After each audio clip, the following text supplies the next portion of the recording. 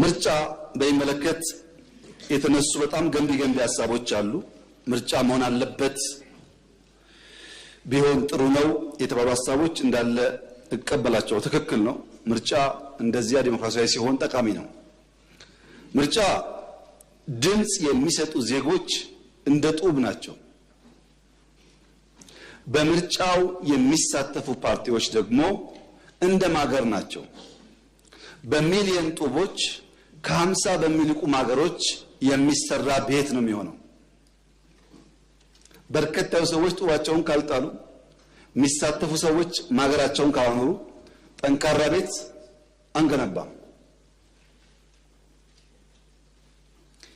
የዘንድሮ ምርጫ ሰላማዊ፣ ፍትሃዊ፣ አካታች ባለፈው ካየነው ምርጫ በሁሉም መስፈርት የተሻለ እንዲሆን አበክረን ነው የሰራን ያለነው። አሁን ሚኒስትሮች ከሞላ ጎደል ሁሉም ሪጅን ላይ ነው ያሉት ቅድም የተባለውን ችግር ለመፈተሽ። አሁን እኔ የተሻለ ምርጫ ይኖራል እያልኩ ነው። አንዳንዶች ሰክታችኋል። ለኢትዮጵያ ሕዝብ መልሴ በውጤት ነው። የኔ እምነት ይሄ ፓርላማ አሁን ካሉ 5 እና 10 ሰዎች በ5 እና 10 እጥፍ ያደገ ድምጾች ይሰማሉ ብዬ አምናለሁ። እፈልጋለሁ። የአንድ ፓርቲ ድምጽ ከሆነ ለኢትዮጵያ አይጠቅማትም። ግን እኔ እንደዛ ነው የማምነው። ስልጣናችን እንደሱ ነው፣ ክትትላችን እንደሱ ነው። እናንተ የለም ብላችኋል። በውጤት ነው። በእርግጠኝነት ግን አሁን ካሉ ሰዎች 5-10 እጥፍ ልዩ ድምጾች ፓርላማ ውስጥ እንደሚሳተፉ ጥርጥር የለኝም። ይሄን መንግስት ይሁነኝ ብሎ ይሰራዋል። አውድ ማስፋት ብቻ ሳይሆን ይሁነኝ ብሎ ይሰራዋል። ምክንያቱም ያስፈልጋል። ዛሬም እንኳን አንዳንዱ ለጠጥ ያለ ጉዳይ ቢኖርበትም በጣም ጠቃሚ የሚባል ግብአት ያገኘነው ከእናንተ ነው። መኖራችሁ ፋይዳ ያለው ጉዳት የለውም። እንደ ጉዳት የሚታያል በተለይ ለኢትዮጵያ። በዚህ ምክንያት በደንብ አበክረን የምንሰራበት ጉዳይ ይሆናል። መንግስት ስራውን እርግፍ አድርጎ ትቶ ምርጫ ላይ ገንዘቡን ጊዜውን እያባከነ ነው የተባለው ክስ ብልጽግና ደግሞ እኛን የኛ አባል መሆናችሁን ዘነጋችሁት እንዴ? ምርጫውን እርግፍ አድርጋችሁ ትታችሁ ቀን ከሌሊት ኮሪደር ትላላችሁ፣ ስራ ትላላችሁ ነው እያለ ነው ያለው። የትኛው ነው እውነቱ የሚለውን ለማየት ምክር ቤት አባላት ስትወጡ ዳታ አገላብጡ።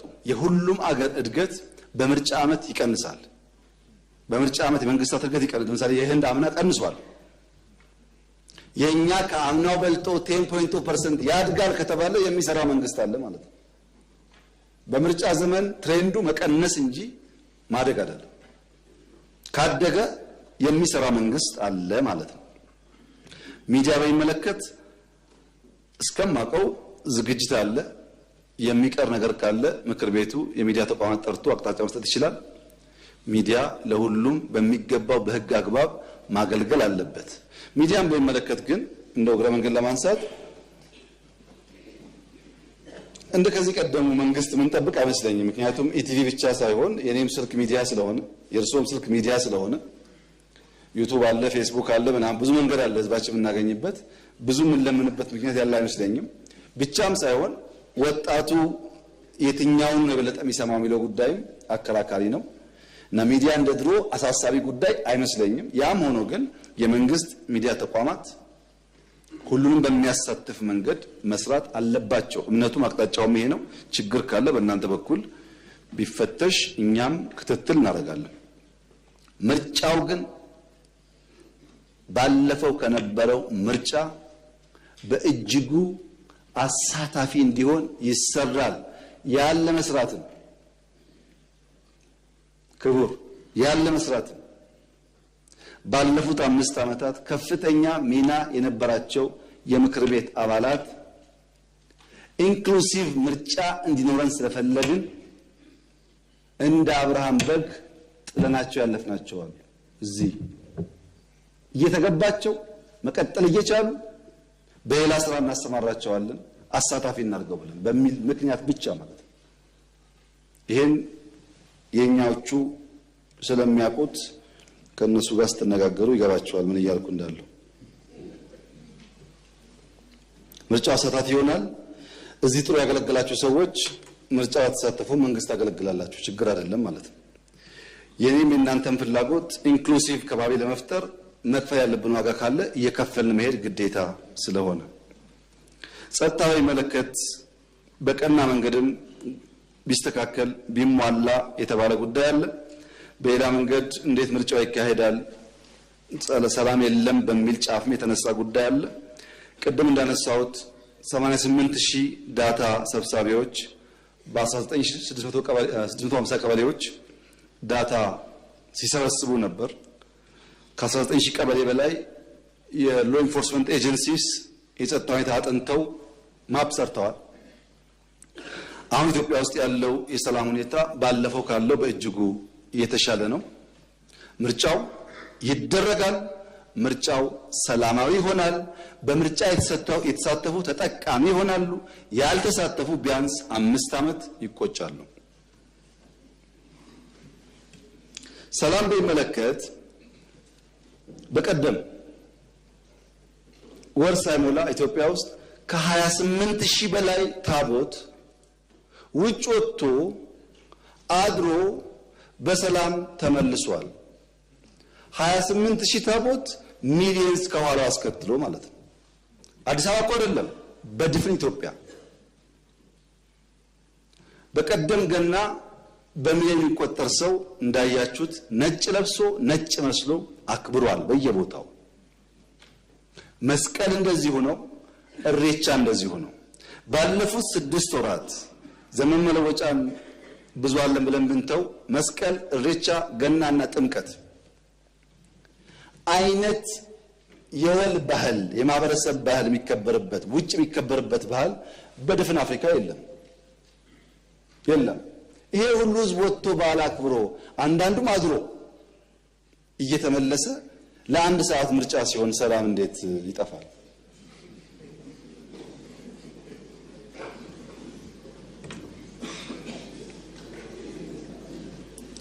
የሞኝ ዘፈን ሁልጊዜ አበባዬ ነው ይባላል። የሞኝ ዘፈን ምርጫ ሲደርስ መንግስት አረጋለሁ ካለ አታድርጉ፣ ሰላም የለም፣ ኑሮ ውድነት ነው፣ እንትና ጸጉሩ ተመልጧል ይላሉ። መንግስት ኮሮና መጥቷልና ትንሽ ወራት እናቆይ ካለ የለም ምርጫ ማድረግ አለብን፣ ካለ ምርጫ ህገ መንግስት ይበላሻል፣ ዲሞክራሲ ይበላሻል ይላል። ለምን? ሽግግር መንግስት።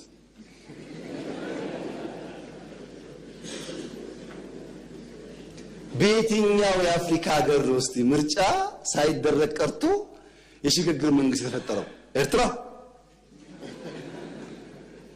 የት እናውቃለን? ከየት ተማርነው? ይሄንን ምርጫ ተደረገም አልተደረገም ተጎጂው ምርጫ ተወዳድሮ እድል መሞከር ያለበት ኃይል ነው እንጂ ስልጣን ላይ ያለ መንግስት አይደለም። ይሄ መጥፎ ልምምድ ነው። ጅብ አለና እንዳትበሉ ምርጫ አታድርጉ ብሎ የሚቀሰቅሱ ብዙ አሉ። ሰምታችሁ እንደሆነ አላቅም፣ በአንድ መደር ወጣቶች የሩጫ ውድድር ያደርጋሉ።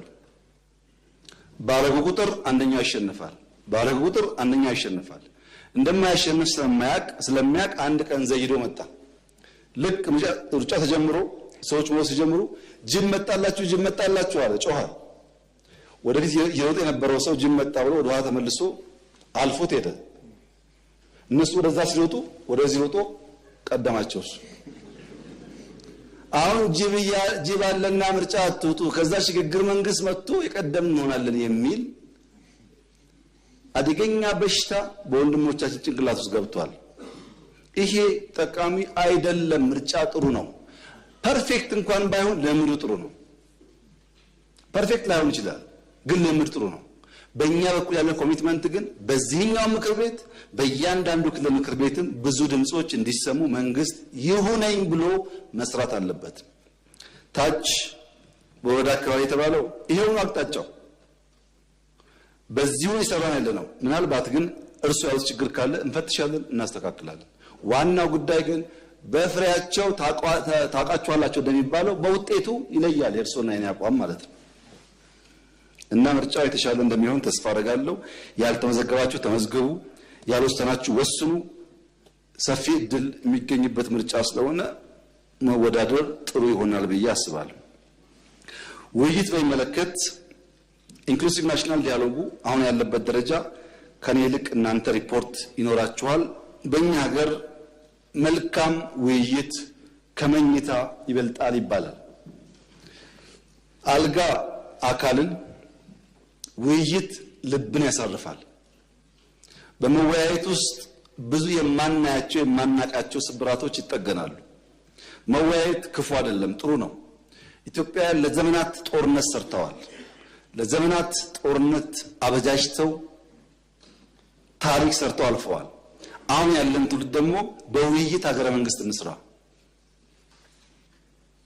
ለመወያየት ዝግጁ መሆን ጥሩ ይመስለኛል። ተቋሙ እኔ ባለኝ መረጃ በመቶ ሺዎች አወያይቷል። አሜሪካ፣ አውሮፓ፣ መካከለኛው ምስራቅ፣ አፍሪካ ሳይቀር እንደ ከዚህ ቀደም አይነት ውይይት አይደለም። ኤቭሪዌይ ኢትዮጵያውያን አወያይቷል። በሺህ ገጾች የሚጠጋ አጀንዳ ሰብስቧል። እስካሁን ያለው ስራ አጀንዳ መለየትና ለዋናው መድረክ የሚወያዩ ሰዎች መለየት ብቻ ነው። ትግራይም እንደነገሩኝ ከሆነ ከ10 በላይ ስብሰባ አድርገዋል። ከብዙዎች ጋር ተወያይተዋል። ከ95% በላይ የኢትዮጵያ ሕዝብ ውክልና ሰጥቷል። ምንም ዲያሎጉን ሊያቆም የሚችል ነገር የለም። ዲያሎጉ ግን ለሁሉ ክፍት ነው። እናንተና መወያየት አትችሉም ተብሎ የሚከለከል ግለሰብም ቡድንም የለም። አልፈልግም ካለ ግን የሚገደድ ደግሞ የለም። ለምሳሌ በአሁኑ ምርጫ 50 ሚሊዮን ኢትዮጵያዊ ካርድ መስጠት የሚያስችል መብት ቢኖረው በህገ መንግስቱ 40 ብቻ ፈቅዶ 10ን ቢብል አስገድደን ምርጫ መጥ አንለውም። እባካችሁ ምረጡ፣ አስፈላጊ ነው፣ ጠቃሚውን እንላቸዋለን፣ አናስገድዳቸው። ውይይት ያስፈልጋል፣ እባካችሁ እንወያይ፣ ጠቃሚውን እንላለን፣ አናስገድድም። ማጆሪቲ ይወያያል፣ ህግን ተከትሎ የሚያሻሽለው ጉዳይ ካለ ያሻሽላል። ማይኖሪቲ በዛ ህግ ይገዛል ማለት ነው። እኔ ባለኝ ሪፖርት እስካሁን ባለው ውይይት በጣም ድግግሞሽ አለ። ኦሮሚያ ክልል የተነሳ አጀንዳ አማራ ክልል አለ፣ አማራ ክልል የተነሳ አጀንዳ ቤኒሻንጉል አለ። የህዝቡ ፍላጎት ይቀራረባል፣ አብዛኛው ጥያቄ ተቀራረበ ነው። ያን ግን በሰከነ መንገድ በበሰለ መንገድ ተወያይቶ ለልጆቻችን ጠንካራ ሀገረ መንግስት ለመፍጠር የሚያስችል መደላድል መስራት ከኛ የሚጠበቅ ይሆናል። ኮሚሽኑ አሁን ያለበት ደረጃ ከሞላ ጎደል አጀንዳ ለይቷል፣ ከሞላ ጎደል ተወያይ ለይቷል። ያንን ፋይል ዘግቶ ቀጣይ ስራ የሚሆነው የተመረጡ ሰዎችን አወያይቶ አጀንዳውን አብላልቶ ብዙዎቻችን አሳትፎ ለዚህ ምክር ቤት ለመንግስት የሚሆን ሪኮሜንዴሽን ማውጣት ነው። ይሄን በጋራ የምንከታተል ይሆናል። ሂደቱ ግን በጣም ጥሩ ይመስለኛል። ብዙ ትምህርትም ተገኝቶበታል። ለምሳሌ የኦሮሞ አርሶ አደር ከአማራ አርሶ አደር፣ ከሲዳማ አርሶ አደር፣ ከጋሞ አርሶ አደር የተለየ ፍላጎት እንደሌለው ይሄ ውይይት አረጋግጧል። ፍላጎታችን ከሞላ ጎደል አንድ ነው በሁሉም ጉዳይ። በአንዳንድ ጉዳዮችም ለማድመጥ የሌላውን ፍላጎት ለማስተናገድ ዝግጁ የሆነ ማህበረሰብም ታይቷል። አልፎ አልፎ ደግሞ ጫፍ ይወጣም አለ። ይሄን የምናርቅበት የምናስተካክልበት እንደሚሆን ተስፋ አደርጋለሁ። ትምህርት በሚመለከት በኦሮምኛ እህት ያነሳችው ጥያቄ ባለፉት ዓመታት የተከተልነው መንገድ አንደኛ ስርዓት ትምህርት ማሻሻል ነው። ያው ታውቃላችሁ ፍኖተ ካርታ ቀርጸን 6-7 ዓመት ሆኗል ትምህርት ላይ መስራት ከጀመር። መሰረተ ልማት ማሻሻያ ቅድም እንዳነሳሁት ቅድመ መደበኛ ላይ አበክረን ሰርተናል። ዩኒቨርሲቲን በሚመለከት ያላቸው የነበሩ ዩኒቨርሲቲዎች በተቻለ መጠን ኳሊቲ ላይ ለመስራት ሙከራ አድርገናል። አሁን ትንሽ የቀደመ ሐሳብ ቢሆንም የተከበረው ምክር ቤት እንዲያስብበት እንፈልገው ከጥቂት ዓመታት በኋላ የዩኒቨርሲቲ ጉዳይ ጥያቄ ውስጥ መግባቱ አይቀርም። አሁን ባለው ዓለም በኤአይ ዓለም ኖሌጅ ነፃ በሁሉም ቤት እኩል ነው የሚደርሰው። ብቃት ማለት የኮሌጅ ዲግሪ ሳይሆን ስኪል ነው። ብቃት ማለት ዳታን አናላይዝ የማድረግ ካፓሲቲ ነው። ብቃት ማለት ኦፖርቹኒቲ ማነፍነፍና ግራብ የማድረግ ብቃት ነው። እነሱ ናቸው የሚፈጠሩት እንጂ እንዳሁን እንዳለው አይነት 4 ዓመት ተቀምጦ የሚጠብቅ ሰው ያለ አይመስለኝም። እየተባለ ያለው በመስኩ ምሁራን እየተባለ ያለው የዛሬ 100 ዓመት 150 ዓመት የትራንስፖርት ሚንስ የጋማ ከብት ነበር። ከዛ ጋሪ ሆነ። ከዛ በሰዓት 10 15 20 እያለ አሁን ያለው መኪና ተፈጠረ። የዛሬ 100 ዓመት የነበረ አውሮፕላን አልነበረም። አውሮፕላን 2 ሰው 10 ሰው 100 ሰው እየተባለ ካፕቴን የሌለው አብራሪ የሌለው አውሮፕላን ተፈጠረ። መንገዶች ድሮ የሚሰሩበት ስፋት እና ርዝመት አሁን የሚሰራበት፣ ድልድዮች አሁን የሚሰሩበት፣ ህንፃዎች አሁን የሚሰሩበት ሁሉ ነገር ተሻሽሏል። የትምህርት ስርዓቱ ግን የዛሬ 100 ዓመትም በክፍል ውስጥ መቀመጥ ነው። ጥያቄ ሲኖረው በተራ እጅ ያወጣል። አንተ ቀጥል ይባላል። ይጠይቃል። ለሱ ምላሽ ይሰጣል። በዚህ አይነት 20 ተማሪ ባለበት ክላስ ውስጥ አንድ ሰው ጥያቄ የጠየቀ ለአንድ የተመለሰ አሁን ያለውን ዘመን መዋጀት አይቻልም። ጥያቄ ወዲያው ሳይመልቲኔስ መጠየቅ አለበት። የትምህርት ስርዓቱ ራሱን አላሻሻለም የሚል ትችቶች አሉ። እኛ አሁን በአጭር ጊዜ ውስጥ የምናስበው ያለ ዩኒቨርሲቲ ኳሊቲ ኢንሃንስ ማድረግ ነው፣ ማሻሻል ነው። ግን ታችን ስራ፣ ዲጂታል ስኪል እንገንባ፣ ለነገ ውድድር እንዘጋጅ። ያን ካደረግን የመምህራን ስልጠና፣ የመምህራን ኑሮ ማሻሻል፣ የምዘና ሂደት ማሻሻል፣ ቴክኖሎጂ መጠቀም፣ እነዚህ ጉዳዮች ትምህርትን ይቀይራሉ። መምህራንም ማወቅ ያለባቸው፣ ተማሪዎችም ማወቅ ያለባቸው ሰው ከስልኩ የሚያገኘውን የእውቀት ልክ የትኛውም ተቋም አይሰጠውም። በእኔ ስልክ ውስጥ ያለችውን እውቀት የትም ቦታ ሄጄ አላገኝም። የፈለኩትን ጥያቄ መልሳለኝ። ያን ስኪል ዴቨሎፕ ማድረግ ያስፈልጋል። በሰላም ምክንያት የማይማሩ ከባቢዎች ለተባለው በኢትዮጵያ አንድ አባባል አለ። ፈጣሪ ከፈቀደ ጠላት አይስጥህ፣ ከሰጠህም ደንቆ ጠላት አይስጥህ ይባላል። ሎርድ ኦፍ ኢግኖራንስ ይላሉ ፈረንጆች። ሎርድ ኦፍ ኢግኖራንስ ደንቆሮ ጠላት ዛሬን ሳይሆን ነገን ነው የሚገለው።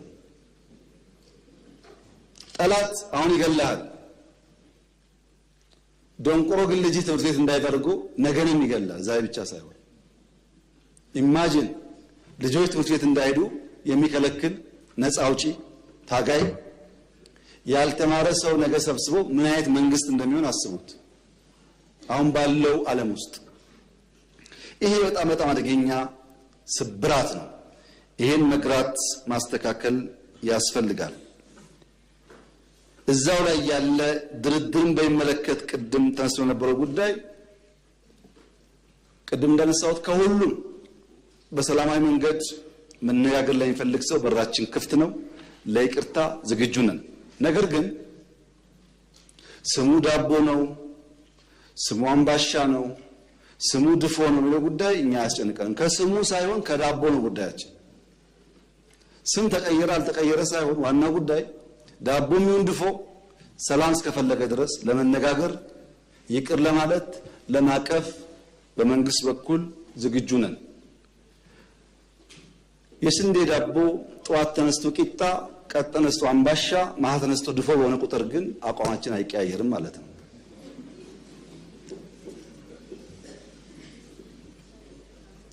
ጤና በሚመለከት እንደተባለው የምርት ችግር መድኃኒት ላይ አለ። ከጥቂት ዓመት በፊት 8% እናመርት ነበር ለሎካል ፍጆታ፣ አሁን 42% ደርሰናል። ትልቅ ምርታ ነው፣ ግን ብዙ ይቀረናል። ስርጭት ላይ ችግር አለ። ኦቶሜሽን ጀምረናል። ጤንነት የሚባል አፕሊኬሽን አይታችሁ ከሆነ አንዱም ይሄን ችግር መፍቻ ተብሎ የተሰራ አፕሊኬሽን ነው። ሌብነት ስላለ ኤርሊ ፕሮዲክሽን ለማረጋገጥ የሚያስችል ሲስተም በመገንባት ላይ እንገኛለን።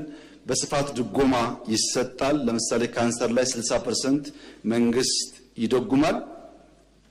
እንግዲህ በጤና ተቋም መሰራው ሪፎርም በጣም ከፍተኛ መርታ መጥቷል። አሁን በሰራነው ሴንሰስ ብዙ ጉዳይ አግኝተናል።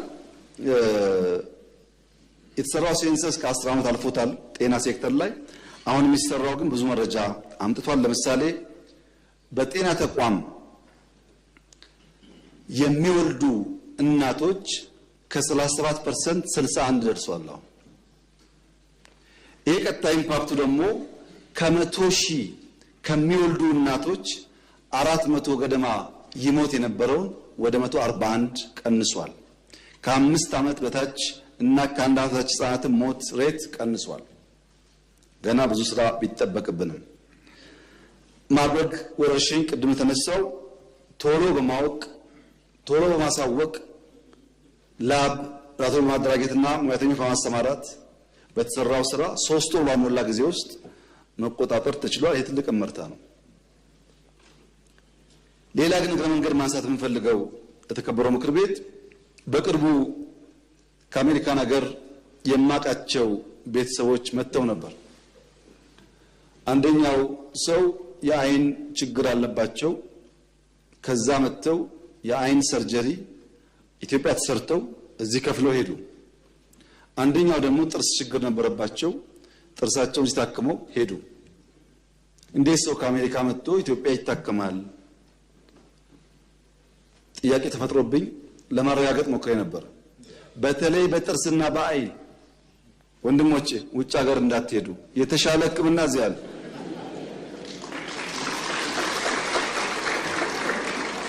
የሚገርሙ ኢትዮጵያውያን ልምዳቸውን እውቀታቸው ይዘው መጥተው ጀምረዋል። ብዙ ናቸው ወይ? አይደሉም፣ ጥቂት ናቸው።